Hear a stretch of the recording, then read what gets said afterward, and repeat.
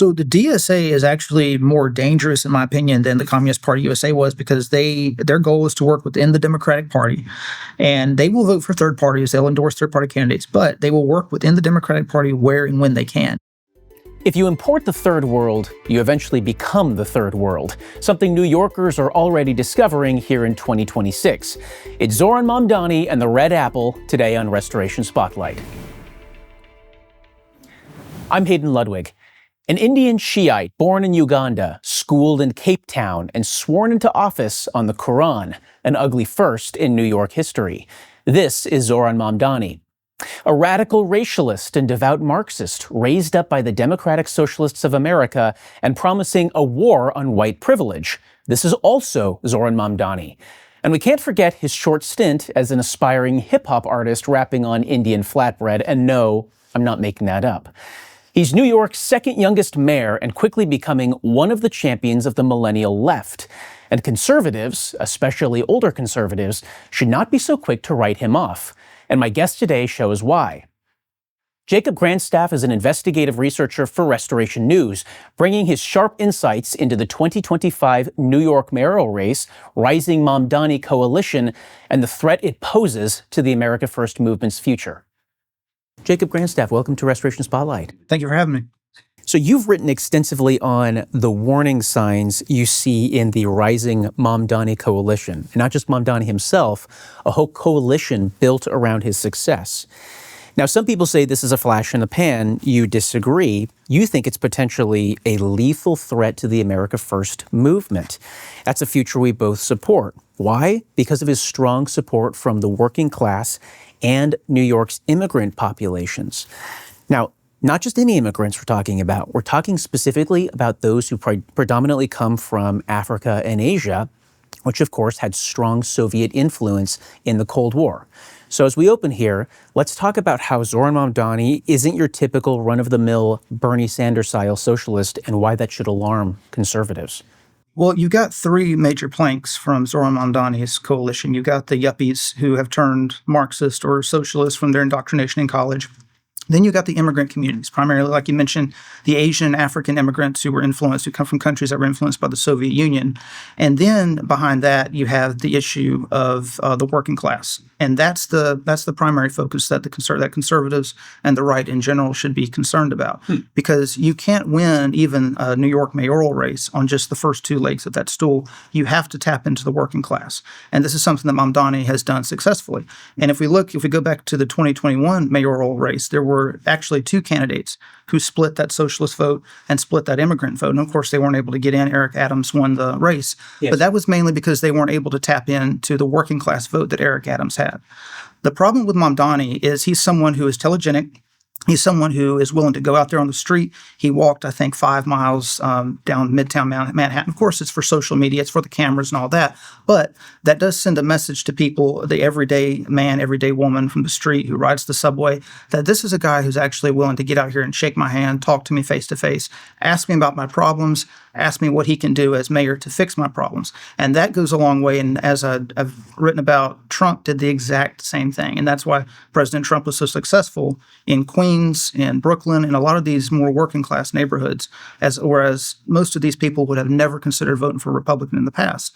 And when you mix the dynamism of Zohran Mamdani with the policies, the socialist policies that speak to the intended outcomes that these working class people desire, then you're going to have a winning coalition. And that's something that conservatives should really pay attention to. You've pointed out before a concrete example of that, which is Republican candidates often talk about gas prices.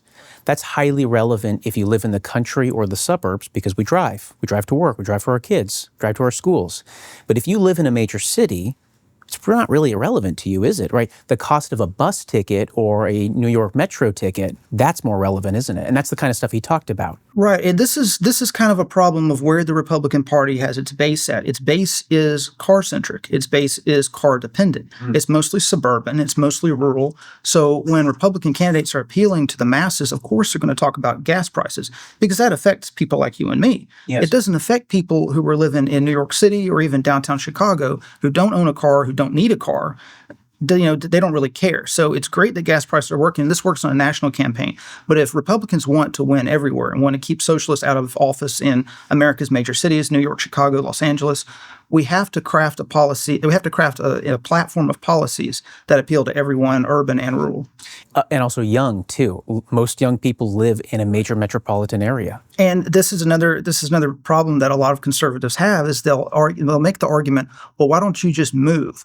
You can buy a house in the middle of Nebraska for $100,000. Why are you living in a basement studio in New York City? Well, it's because that's where the jobs are. That's where the career boostment and advancement is going to come. And people like living in those cities. Not everyone, rural life isn't for everyone. So this is a major weak spot that we have to keep in mind is that I'll just give you an example. I lived in Nashville, and the current mayor is a liberal. He's very anti-ICE. I voted for him. I voted for him because he was the only candidate who was actually going to fix the issue, the major issue in Nashville, which is transportation. They have the worst traffic. They have the worst public transit imaginable. And if you're trying to get from point A to point B, you simply cannot. Traffic is worse than D.C. I've had people from Los Angeles tell me that it's worse than in Los Angeles. And he was the only candidate who was actually willing to address that. The conservative candidate, who was actually a Republican, she didn't even address that. She was mainly trying to run a national campaign for social media that wasn't addressing the issues of the day-to-day residents of that city. And this is something people have to consider. When you see a socialist get elected like Mamdani, people automatically assume, okay, the country's going to hell in a handbasket. We've got a bunch of people in the city who want communism, and the future is doomed. They look at the margins. 78% of young women voting for him. 68% of young men voting for him. They automatically assume the future is red. But if you dig beneath the surface and you actually look at the bread and butter issues that he's talking about, you realize that a Republican could argue a lot of those same points and make the same case for him that Mamdani made and win those same votes. Trump did it in 2024. Mamdani increased his percentage in, I believe it was 25 precincts by more than 25 points over what Trump won in 2024. So if Trump can do it in 24 and break into these neighborhoods in urban New York City and Queens and Brooklyn, another Republican can as well, as long as they craft their message for people who live in urban areas. In other words, it's more of a horseshoe than a line. Trump and Mamdani are actually almost touching at the tips of the horseshoe. But a lot of Republicans are still running like they're in the middle, they're in the center there. And what you're pointing out, I remember this from the campaign trail, watching him last year. Mamdani is really fundamentally a policy wonk. You can tell he's the guy who really likes the details, but he's able to communicate those in a really interesting way that, well, what does that mean for me? What does that mean for my day-to-day, my family, my pocketbook? I watched him explain this about his plan to make bus fares free. And he started out by explaining this big idea. It's never a small idea. It's always a big idea. Here's how it's going to help you. Then he says, is it expensive? Yes, of course it's expensive. He gets the rebuttal that a fiscal conservative would bring up. And he says, but it's a drop in the bucket compared to the, massive, I forget what it is, but many, many multi-billion-dollar New York City budget. This is a drop in the bucket compared to that. And then he said, and we saw unintended advantages. Security for bus drivers actually went up. There were fewer muggings. There were fewer shootings. Anyway, whether those facts are true or not, he knew how to articulate it, how to rebut the natural conservative talking point, and he won over a lot of people. Trump's really good at doing that sort of thing. So the answer you're saying is not that we become socialists. The answer is that we understand the way that this guy is talking is dangerous because it's the way we talk when we're successful in campaigns. Well, the key is to speak to voters and their concerns, and that's something that Trump managed to do when that's he's retail politics. Retail politics, yes. And that's the difference between retail politics and airwave politics. A lot of times we try to take a 30-second soundbite from a television ad and try to translate that into retail politics, assuming that the average voter won't understand if we try to explain wonky policy stuff. When in reality, if you actually explain to the average voter how your policies will affect them and will help them, they will come to you. And an example is in 2018, I remember watching the rallies that Trump was doing for Republican Senate candidates, and he drug a lot of those candidates over the finish lines because of his rallies. But he would go on and on for an hour, sometimes an hour and a half, delving into the most minute detail imaginable about foreign policy and his negotiations with NATO. And if he had told someone he was going to tell his supporters about that, they would probably advise him not to, because that's deep, wonkish stuff. No consultant would say do that. Right, exactly. They're going to say your supporters have high school diplomas. Some of them don't even have that. They're not going to understand this stuff. In other words, you think they're stupid. Exactly. And he doesn't. He doesn't. And because he was able to break that down in everyday conversation, he was able to not only retain their attention, but he got some of his best applause lines from some of the wonkiest stuff that he was doing in Europe and with foreign policy. And bringing that back to Mamdani, it's the same way, like a lot of the housing policy, stuff that's really wonky stuff that you would expect, only the Manhattan Institute or major highbrow think tanks are going to delve into. You can actually take those concepts and talk to the average person, explain them in 30 seconds, how that is going to affect their life and it's going to change their life, and they'll vote for you. And that's what Mamdani was so good at. Yeah, no, you have that absolutely right. I remember a really great contrast being done on Twitter, on X now, comparing Kamala Harris on the 2024 trail with Mamdani on the 2025 trail exactly 12 months apart. Her speeches are nothing but unbelievably high 30,000-foot level philosophical statements. Save our democracy, stop fascism. I mean, stuff that's completely unrelatable. It's all pathos. It's all just trying to get you to make an emotional decision. But what does that actually tell me you're going to do as president? How are you going to handle a tight negotiation with Iran, for instance? Well, save democracy doesn't mean anything in that context. Now, Mamdani, he had his typical anti-Trump statements and everything to show what a good leftist he is. But that's not fundamentally what he did. He campaigned on real grocery bill things, right? I mean, we're going to run programs where New York City actually runs grocery stores. That's a policy that he's putting forward there. That's what you're saying. Right. Of course, it's a dumb policy. It's not going to work. Yeah, we're it's not going to be agreeing too with expensive. the thing he's saying, but it's how he's saying. Right. But to the average person that's noticing inflation under Biden, and of course, a lot of people, they assume that inflation was all of a sudden going to go down under Trump as soon as he gets elected. And obviously, that's not realistic. Sure. So they're still suffering from high prices. And they suffered that because of Biden and his inflationary policies, but it doesn't matter who caused it. They're suffering from it. Mamdani comes along and says, hey, we can offer you a government grocery store that's going to make you pay half the price for bananas that you're paying for now, or half the price of a loaf of bread. That appeals to people who don't really have a strong understanding of economics. And that's where Democratic Socialists excel at. They're able to tap into the concerns and the worries of working class people who don't have an economics background, who haven't read behind this stuff. And they basically say, you want X, I can give you X if you vote for me. And that's the problem. That's where we have to come in and explain how you can't bend the rules of economics to your will. Just because you want lower housing prices or lower rents doesn't mean you can get those by just building 200,000 government units. All that's going to do is end up causing the housing quality to go down, and nobody's going to want to live there. And another problem is also he wants electric buses because he believes in climate change. He's, and all he supports the Green New Deal and all that stuff. Yes. We support natural gas because it's actually cheaper, and that will actually achieve the result that residents want. Residents don't care how you get there. They want you to get to a point where their lives are affordable, where they can enjoy, where their hard work pays off, they can enjoy the fruits of their labor, they have safe communities. And if you can explain how your policies get them to that end game, to that point, they will give you their votes. And that's what's important for Republicans to push. And to your question about how you would respond if you're on a debate stage and he's advocating for his Looney Tune government grocery store idea, just bring up cell phones. So, okay, well, how many in this audience have cell phones? Every single person who is living in government housing has a cell phone. And it wasn't an Obama phone. They bought that phone with their own money because cell phones are cheap. And that's what the free market does. If the free markets can lower the cost of cell phones, obviously the free market can lower the cost of anything. And this is extremely important. Conservatives have to believe in the free market and believe in the ideas of the free market. If you genuinely believe that markets work, then there is no issue that an urban resident or rural resident is dealing with that cannot be fixed by free market solutions.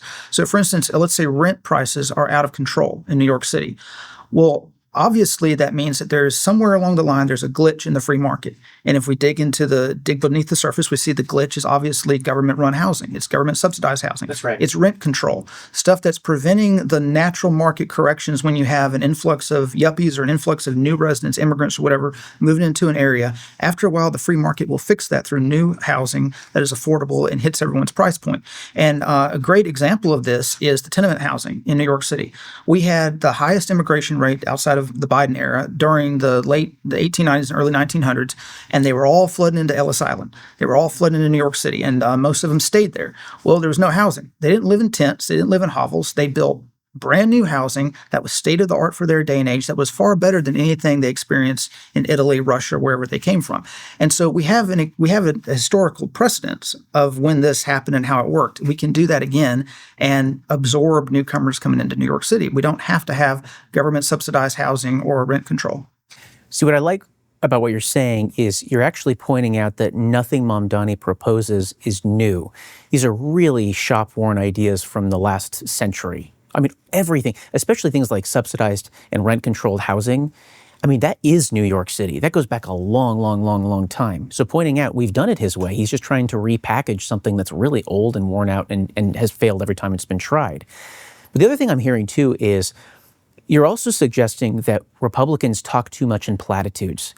And I wonder if this is a generational turnover. When I hear from a lot of young millennials and Zoomers, for instance, people in their 20s and 30s and maybe early 40s, they actually crave the specifics. They want to know, what is your plan? Which is another way of saying, don't write me off as stupid. I may be a blue-collar guy. I can understand something common sense about government running things versus the company that I work for running things. So let me understand what the plan is there. And that tells me that if we run too heavily on platitudes such as the free market without explaining what that actually looks like in practice, or drain the swamp without explaining, what Doge uncovered and how that's just theft from you going into stupid, pointless things or even evil things like, funding transgenderism overseas. That's the same thing that the Democrat establishment does when they say things like fascism and save our democracy and white nationalism. These are meaningless concepts. So we have to be talking in specifics the way that the left is. You've got to meet them where they're at, and that's the key. That you can't use talking points. You can't use talking points you hear from television networks and from ads to try to talk to the person on the street. Yeah. And a lot of these people in New York City who voted for Mamdani, they are college educated, but they're just not making the money they expected to make after they got their liberal arts degree. So they are educated. If you explain the policies and how it's going to work, you will be able to win them over. But a big problem is you see how many support socialism. You see the numbers on that. It's like 60% support socialism, only 27% of 18 to 29-year-olds today support capitalism. Well, when you see those numbers, obviously it's not that these people want a Soviet Union style government in America. A lot of them don't know what socialism is. And a lot of them, their view of socialism is just welfare, like social welfare democracy. Yes. Like basically it's Sweden or something. Like Sweden, like Norway, Denmark, something like that, which those are complete market economies.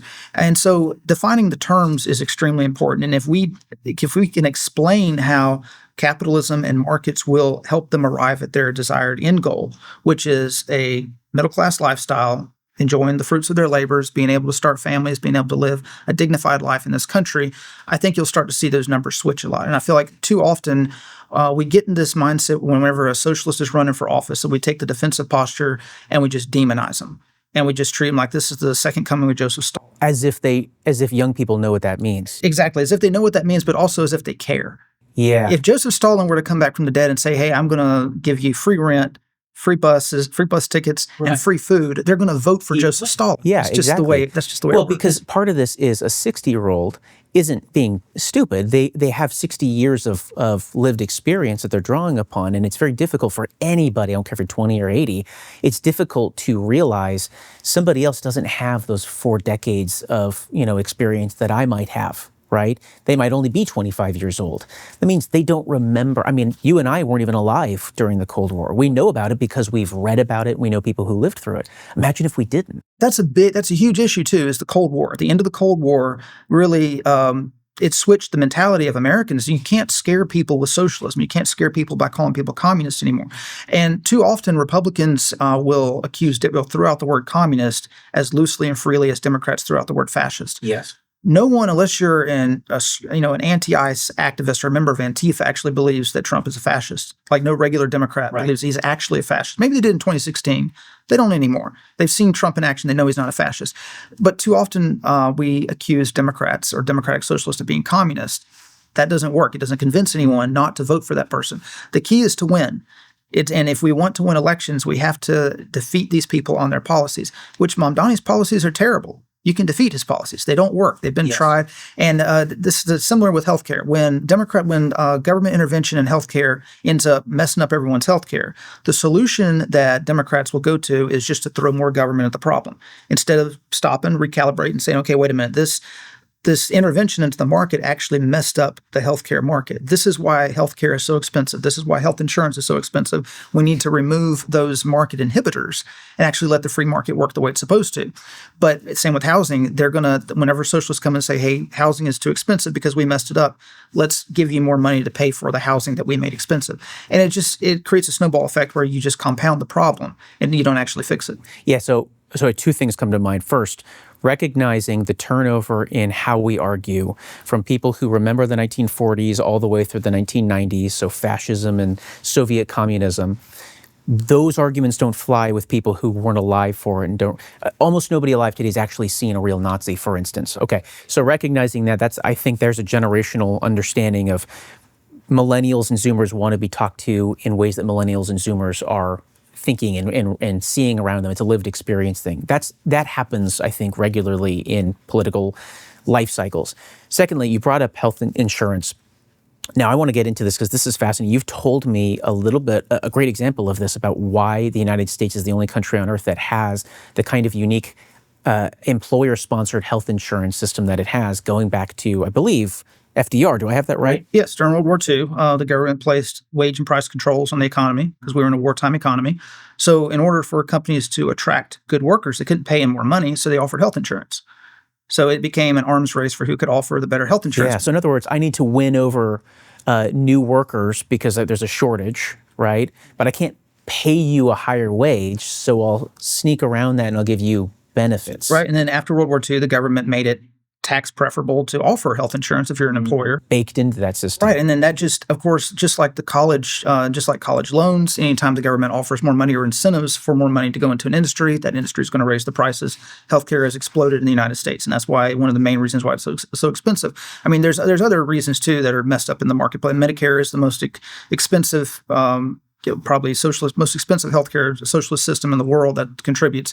But the incentives for employers to offer health insurance as opposed to bringing it down to a market rate where everyone can just pay out of pocket is a huge reason why healthcare is so messed up in this country. But you don't fix that by making it easier for employers to offer more health insurance. You fix it by trying to figure out, okay, how do we go back to a system where the individual can pay out of pocket for health insurance? And unfortunately, that takes work. It takes a lot of wonky explanations, and It's just much easier to sort of say, we will come up with something wonderful to fix healthcare. One day. Whether you're on the right or the left, this is what both sides do. And it's just because you're thinking about the next election. And the left actually has an advantage here because their policies actually will deliver immediate gratification after they get elected. They'll just redistribute wealth and immediately their voters feel the benefits. If you actually want to fix the problem, it is going to take a process. It's going to take some initial pain. And it's difficult for Republicans to explain that to people because most people want instant gratification. But if Republicans want to be able to win in places like New York and Chicago, where you've got market distortions that have jacked rent prices up, it's not so bad in Chicago, but especially in New York City and the East Coast, then you have to have these difficult conversations and explain to people why it's so bad and what it's going to take to fix the problem. And unfortunately, Republicans just typically don't compete there. They'll fearmonger about crime. And which, by the way, this is another thing, is New York City is actually pretty safe by American standards. It's whenever you look at crime rates with cities over 500,000, New York City ranks like it's in the top 5, maybe the top 3 of crime per capita. So it's actually a very safe city for American standards. Yeah. So fearmongering about crime and arguing that, well, if he wants to defund the police, it's going to cause crime to run rampant. That argument simply doesn't work because people don't experience crime in New York City like they do in Chicago, like they do in Detroit, like they do in San Francisco, Los Angeles, other places. So the New Yorkers who are actually voting, it's not an everyday reality for them. Another thing, I don't want to beleaguer this point too much, but as far as the fear mongering goes, another thing is accusing Mamdani of being a jihadist. After he was elected, there was a TikTok trend, an Instagram trend of young women dressing up in pretend veils and saying, I can't wait for Sharia law. I can't wait for Sharia law to take over. I voted for Sharia law. And it's a joke to them. It's a complete It's ironic. It's a very Zoomer thing to do. Yeah, right. Look, Mamdani got into politics. This is what got him involved in the Democratic Socialists of America. There was a Lutheran pastor who was a socialist, who was running as a DSA member and DSA-sponsored candidate in 2017. That's what got Mamdani interested in the DSA. He joined the DSA and campaigned for this Lutheran. And that's the Democratic Socialists of America. Yes, correct. So Mamdani is first and foremost a democratic socialist. His Islam is about as far on the back burner as this Lutheran pastor's Christianity was on the back burner. This was just, I've listened to some of his sermons. He's a Palestinian Lutheran from Bethlehem, but of course, obviously, his big issue is the BDS campaign against Israel. That's his number one. It's boycott, divestment, sanctions against Israel. Yes, correct. So of course, being Palestinian, that's his number one issue. But I've listened to some of his sermons, and he's a typical general run-of-the-mill liberal Lutheran. Like it's all about the social gospel. Well, this is what attracted Mamdani. They became good friends. Mamdani joined the DSA. I don't know if he was a member of the DSA before that, but then he became endorsed by the DSA in 2025 when he ran for mayor, and then of course won election. But painting Mamdani as this initiator of jihadism, to me, it's a distraction. It's a huge distraction because Mamdani is first and foremost a democratic socialist. Yes, that's his real religion. Right. That is his true religion. He's like the social gospel version of a Muslim. Yes. And so you'll see social gospel Muslims, social gospel Christians linking arms, even liberal Jews will link arms, and they will march in tandem toward the democratic socialist utopia that they want to bring in through the democratic process. That's where the focus, our firepower should be on, in my opinion. Yeah, but there is a distinction, I think, between Mamdani, who you're right, his blood runs red, Marxist red. That's really his true religion. The Islamic thing is more an inheritance, right? It kind of, and that's a very common thing. The Green-Red coalition goes back a long ways. He's actually also, too, sometimes when he talks about the Palestine stuff, a blood and soil nationalist when it comes to like Pan-Arabism and everything, too. You see that kind of theme a lot. But critically, and I mentioned this in the opening, a huge segment of his voting bloc was the immigrant groups in New York City from Africa and Asia who do think like this. And these, to be clear, most of these really are Islamic, right? If they're Muslims, they really are Islamic. And let's talk a little bit about that, because it occurs to me that those groups do vote as a bloc, even if they know, I'm a Sunni, I really am a devout Sunni. He's a Shiite who's really a communist, really a socialist. That's his true religion here.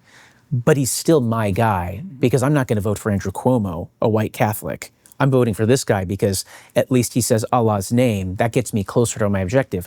Is that too cynical, or is that actually how they see things in more of the long-term strategy? Well, that is how Muslims are going to see things, but that's also how a lot of non-Muslims are going to see things from the Middle East. Like even Middle Eastern Christians are going to see things when they're voting for Mamdani, or for Africans who are African Christians. Middle Eastern Christians, interesting. Right. I mean, anyone from the Middle East, from Africa. That's why Mamdani absolutely crushed it with the Asian and Middle Eastern vote. And there was a really good analysis. I believe it was in the New York Times. I'm not positive, but it was an analysis of Fiorello LaGuardia and comparing him to Mamdani. Fiorello LaGuardia came from an Italian father and a Jewish mother who converted to Episcopalianism. Interesting. So he had the best of three worlds to run on the a coalition in New York City. The WASP, the Jewish, yes, and the Italian immigrant. And he spoke Italian and he spoke Yiddish. And so he was able to appeal to these people in their own language. And they were pointing out how this is very similar to what Mamdani speaks, like, 6 or 7 languages. Something like that, yes. And he's able to be all things to all people within his the coalition that he needs. And they were pointing out how New York City's history of immigration, he had the Yankees, and then you had gangs of New York, basically happened. The Irish came over. Sure. And the Irish formed the Tammany Hall, corruption racket, and they basically ran things. And then you had the Italians and Jews came over, and they basically formed a coalition, and they overthrew Tammany Hall with Fiorello LaGuardia. And then the Italians basically had their run. And the argument in this, of course, it doesn't fit neatly, because you do have a few aberrations here and there. But the argument is basically that Asians now see it as this is their time. The Yankees had ours, the Irish had theirs, the Italians had theirs. Now it's time for the Asians to become ascendant. And a good evidence of this is the voting turnout. In 2021, Muslims had like a 12% turnout in New York City. I think it's like 1/5 of the city is Muslim. It's a huge number. Unbelievable. Yeah, they just didn't vote. They had no reason to vote. They enjoyed their own separate autonomy. They worshiped their God. They practiced their faith. They did their thing. But whenever Mamdani comes on the scene, they all vote. They all go to the polls. Same with a lot of other groups. Ethiopians is another example. Ethiopians had an extremely, of course, they're Christians, but they had an extremely low turnout. Their turnout was boosted with Mamdani.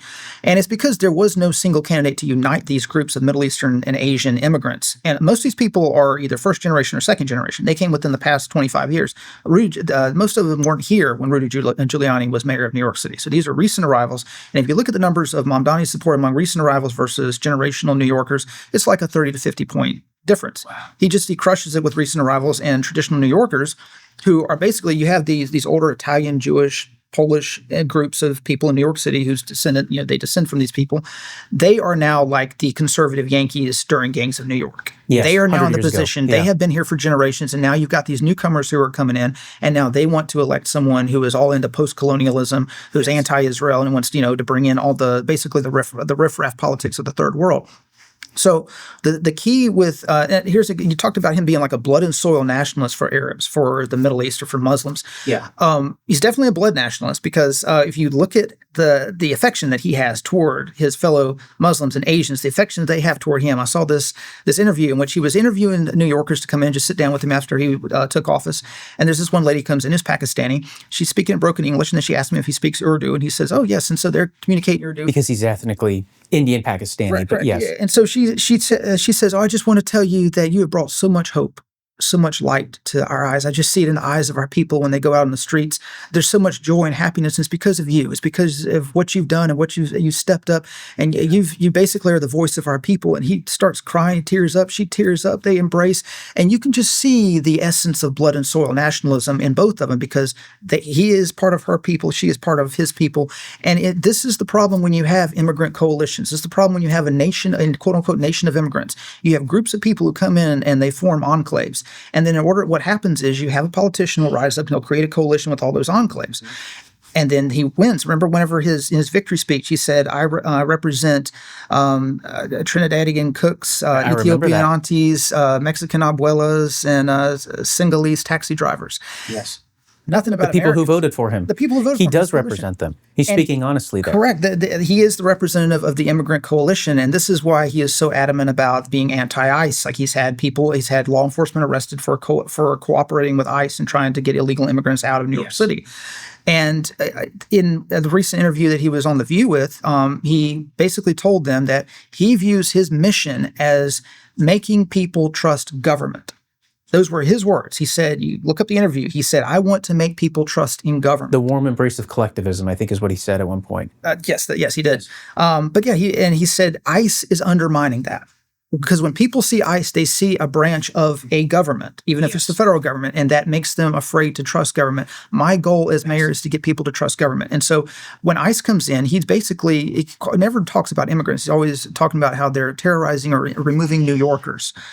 They're not New Yorkers. These are people who are here illegally. They should be removed from the country. But because he doesn't view America as a real, actual blood and soil nation, as a place with the native people that he is now a part of, he sees it as basically a mini United Nations, as a coalition of ethnic tribes who can all be united in their identity as immigrants. It's a special economic zone, not a nation with a distinct heritage and culture, in other words. Okay, let's take stock. This is fascinating. So one of the things you're saying, because we're talking strategy here to the conservative movement, one of the things you're saying is don't misapply obsolete 20th century labels that genuinely worked 50 years ago, even 30 years ago. Don't misapply them here in 2026. At the same time, you're doing a complicated dance. He does represent really, really old, outdated Marxist ideas when it comes to his policies. Sure, they might be slightly updated to fit modern New York City with bus fares and government-owned grocery stores, but fundamentally, he's thinking a lot like a 1930s or 1940s Marxist, right?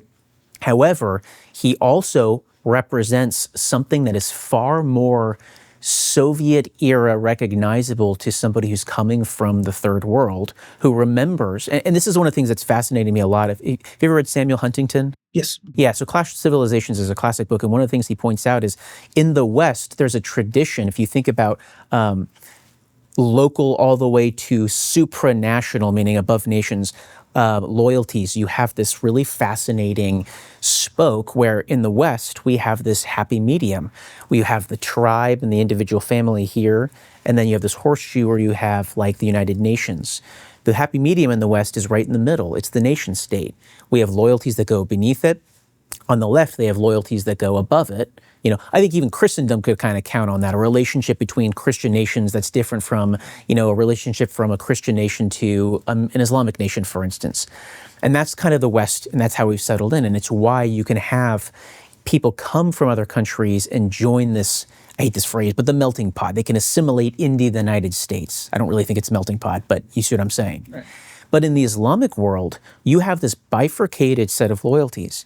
You're loyal to the clan on the one side, the people right around you, the patriarch, your cousin, or you're loyal to the warlord who promises to unite all Arabs everywhere. So if you think about like, you know, Lawrence of Arabia, the very last scene there where he's trying to negotiate a free Arabia is the biggest point of the whole movie, not the whole war, because it tells you an insight into the Arab character that Lawrence saw. He's trying to communicate. Arabs either see the world in terms of I'm loyal to, you know, Rashid over here because he's the warlord that I'm following. He's uniting, you know, my people. He's my cousin, whatever. All right. Or I'm loyal to the guy who promises to bring together the entire Middle East and eventually the entire world under one Allah. So if you follow what I'm saying here, it seems to me that he's channeling this complicated set of relations that's very foreign and strange to American thinking, especially people who've, like in New York City, Italian or Jewish or Irish who've been here for 100 years. We don't think like that. But if you just got off the boat from Uganda or from Pakistan or even from East Asia, these terms are a lot more recognizable to you. Am I on the right track with all of that? And it's like the Pakistani lady told him whenever she was talking to him, Allah sent you to us.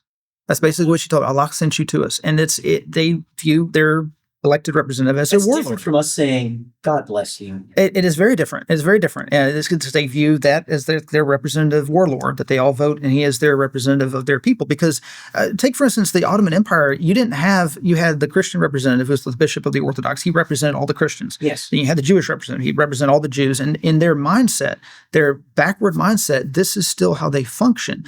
It's like we elected one of our own to represent us. Mm-hmm. He is not the representative of people who voted for Cuomo. Like, he is our representative. Like, right. This is the mentality that they have, especially when you have so many diverse immigrant groups and populations who are coming in and trying to basically conquer and colonize New York City. Not assimilate, but colonize. So in other words, to understand him, just on the Islamic side for a moment, set aside socialism. To understand him, we have to set aside some inherited 20th century understanding of jihadist. It conjures a specific image of a turban-headed terrorist from Palestine or from Iran or some adjacent country right there who has a fanatically irrational hatred of whatever, of the United States, of Israel, of whatever the issue is, right? In other words, can't be reasoned with. But what you're saying is actually a little more sophisticated. We have to get inside the Islamic mindset. And I've heard it explained like this. You can tell how big the Islamic presence is here based on the mosque, not the size of the mosque, but are the Sunnis and the Shiites attending one mosque? That tells you have a small Islamic population. They have to band together to have any kind of strength. Are they attending separate mosques? You have a mid-size Islamic population, right? Because now they can afford to actually have the money to branch into two different ones and have their disagreements be a little more public. If they're now trying to establish Sharia law where, the Sunni majority is crushing the Shiite minority, you have a massive Islamic problem like they do in England or Belgium or France right now. Right. We're obviously not at the latter point right here.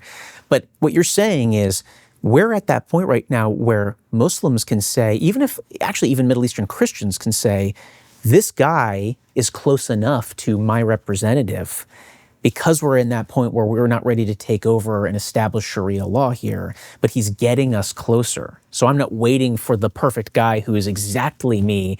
He's the closest thing to a warlord that I can unite under. Right. And we need to think about what Sharia law would entail if it were to ever actually come to New York City. I don't see Mamdani as someone who wants to basically unite the Muslims and have the Muslims dominate in New York City. He is someone who wants to unite all of these coalitions and make it an immigrant city. But if, as Muslims gain in power, what you'll start to see happening is the courts use Sharia law in disputes between Muslims. So if, custody disputes or whatever, you'll start to see the courts apply Sharia law. That's what they're doing in England right now. Right, yes. Exactly. Okay, so a lot of people, they have this assumption that Sharia law means the Muslim mayor is going to force all the Christians to abide by Sharia law. That's not necessarily what it's going to happen, how it's going to happen. It's going to be Muslims enforcing this on themselves, which that alone should concern us, because if you live in the United States, you should submit to American. Yeah, it's an enclave. It's a foreign government in your midst. Exactly. And if you say something wrong about, like, you don't go to Michigan, Dearborn, Michigan, and say something bad about the prophet. Like, your kid was going to get beat up at school if you do that. You don't do that. And that's what's going to happen whenever you continually have this large Muslim population that's growing. And again, it's not just Muslims. Whenever you have any large group of foreign population with foreign religions, it could be Hindus, any religion, you're eventually going to have to submit to their viewpoint whenever you're around them to avoid being discriminated against in your own country. And this is why immigration is such a huge reason why Mamdani got elected. And Mamdani is a great reason to stop immigration. We need to cut it down as close as we possibly can to net zero, because we simply can't absorb this many immigrants. We had trouble absorbing that many immigrants 100 years ago, 120 years ago, with all the Southern Eastern Europeans who are mostly Christian. We for sure can't absorb this many whenever most of them are not Christian and don't adhere to our worldview. And you mentioned the irrational hatred that some of these Arabs have toward the West and Western societies. A lot of that hatred was spawned by Edward Said, who, of course, is the father of post-colonial studies. Edward Said went over to the Mamdani's house and had dinner with them multiple times when Zohran Mamdani was growing up. In fact, Mahmoud Mamdani, Zohran's father, called Edward Said Zohran's uncle.